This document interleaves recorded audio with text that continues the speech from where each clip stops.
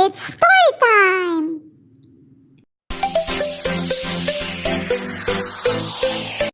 Hi everybody, I'm Pipoy. This is my brother Gray. Hi everyone. Good day my fellow Tamaraos. Today I will share with you one Disney story. It's the story of Rapunzel. A lovely wife expected a child.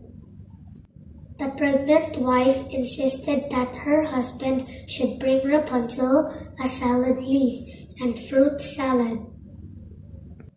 She liked its taste.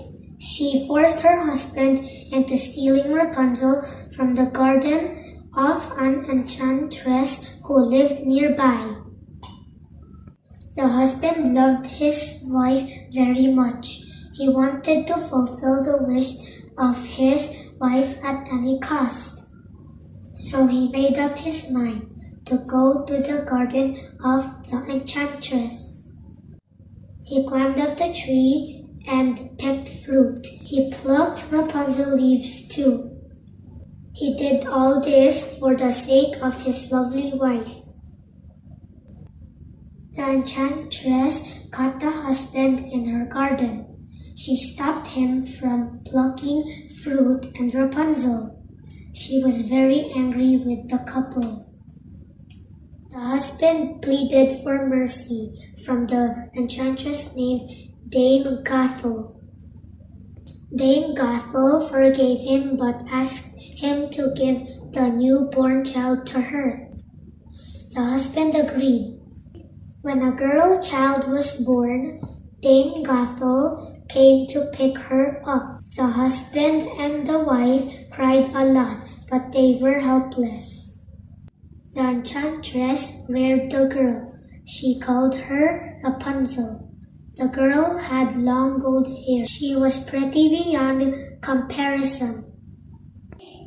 When Rapunzel was 12 years old, Dame Gothel locked her up in a lonely tower.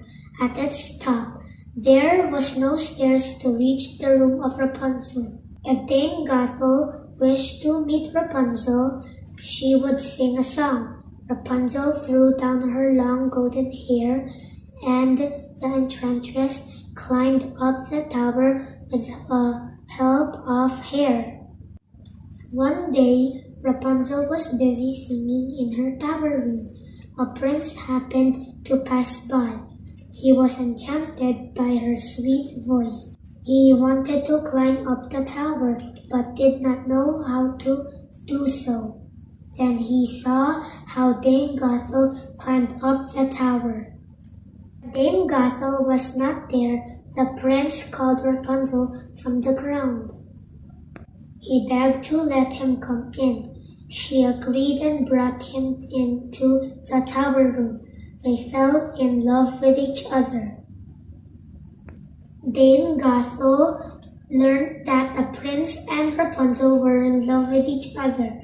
She was furious because the prince had visited the tower room. Dame Gothel cut the golden hair of Rapunzel. The latter cried at the top of her voice. The prince came next day and called Rapunzel from the ground. Dame Gothel was inside the tower room along with Rapunzel. She let the golden hair fall down so that the prince might climb up. The prince was shocked to see the enchantress there as he entered the tower room through one of its single windows. The battle was fierce. The prince and the enchantress fought a bloody battle, but the prince finally overpowered her. Dame Gothel was thrown out of the tower's room. She met with her end. The prince carried his princess away to his kingdom, and they lived happily ever after. The Emperor's New Clothes. Once upon a time, a king ruled over a large kingdom. He was fascinated with new clothes and modern fashion.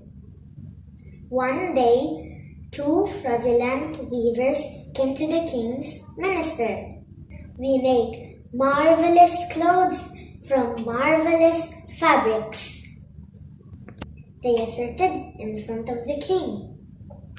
"Such clothes cannot be seen by foolish people who fail to do their duty and do not deserve their position." They asked the king to give them the finest silk and gold thread to make the clothes. The king gave what they asked, and they started weaving. After a few days, a minister was sent by the king. He came to check the weavers and see their work. One of the weavers asked the minister, "Sir, what do you think of the clothes? Do you like it?" The minister thought, "If I say that I don't see the clothes, they will think that I don't deserve my position." So he told them, "Very wonderful indeed." After returning, he told the king that the clothes were really fascinating. The king sent another minister to the weavers. When asked by the weavers about the clothes, he replied the same way as the first one. Both the ministers described the beauty of the clothes to the king in the same way. Now the king himself went to see the clothes. He found nothing, but didn't say anything, thinking that the people will take him unfit for the throne. Next day, the weavers went to the king. They asked him to wear the beautiful clothes. They urged him to look in the mirror. They pretended that the king looked magnificent. The king found himself wearing no dress, but he kept silent. The king walked in procession to show to his kingdom his magnificent clothes. He was very happy wearing no clothes. Everyone saw the king without clothes, but nobody said anything. All of a sudden, a child shouted, "Our king is naked! He has no clothes on!" Now everybody began to shout, "It's true, he's naked! Where are his marvelous clothes?"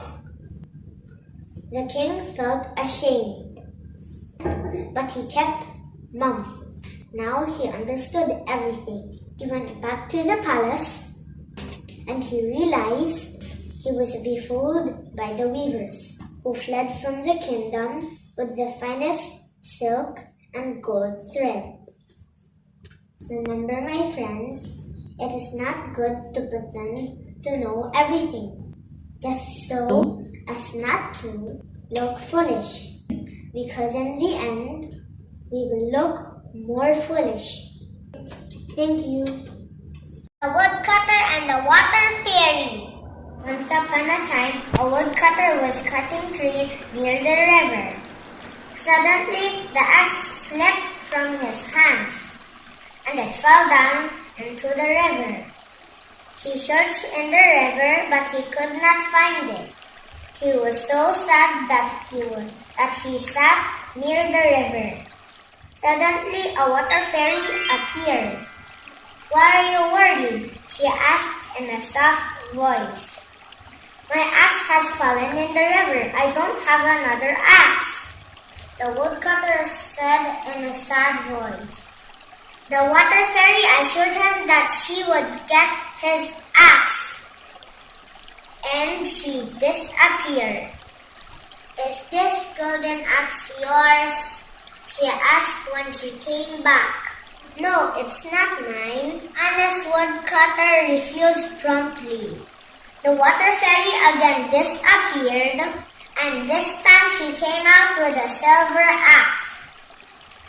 "No, it's not mine," the woodcutter refused again.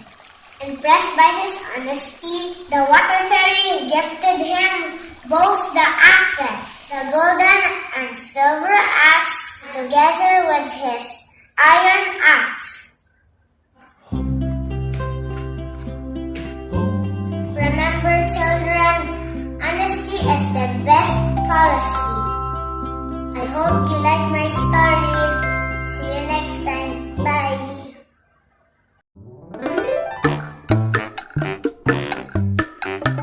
There's dirt in my shirt.